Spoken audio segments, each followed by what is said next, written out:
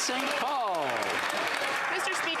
Speaker, the Minister of Public Safety knows the severity of invoking the Emergencies Act, the historical significance, the impact on due process and charter rights. The details of why and how this government invoked the Act are key. They will set a precedent in Canada on government powers, Mr. Speaker.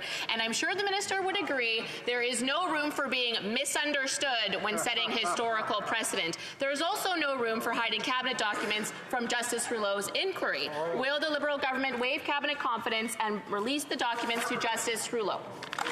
The Honourable Minister. As we said all along, the government will cooperate with Justice Rouleau, will cooperate with the Joint Parliamentary Committee to be transparent, because I agree with my colleague that we need to scrutinize the invocation of the Emergencies Act, Mr. Speaker. My point is that the facts are very clear. We were in the midst and in the throes of an unprecedented public order emergency in the opinion of nonpartisan professional law enforcement, and when we sought their advice about which powers were needed to restore public safety, we listened to it and we invoked to restore public safety, Mr. Speaker. Member for Kildonan St. Paul.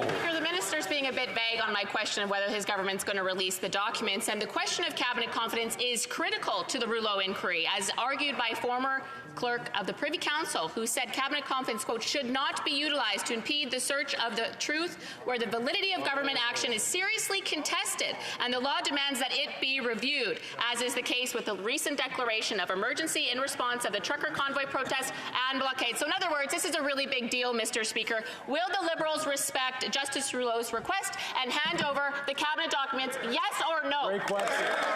The Honourable Minister for Public Safety. Mr. Speaker, when we invoked the Emergencies Act, we did it to restore public safety after we sought the advice of law enforcement, Mr. Speaker. Following that, we commenced the public inquiry, giving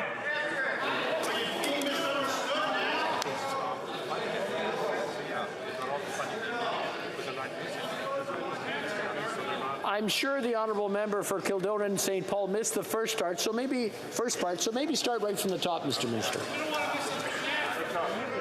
Mr. Speaker, we invoked the Emergencies Act to restore public safety. We did it following the conversations and consultations that we had with law enforcement, including on which powers were needed to restore public safety.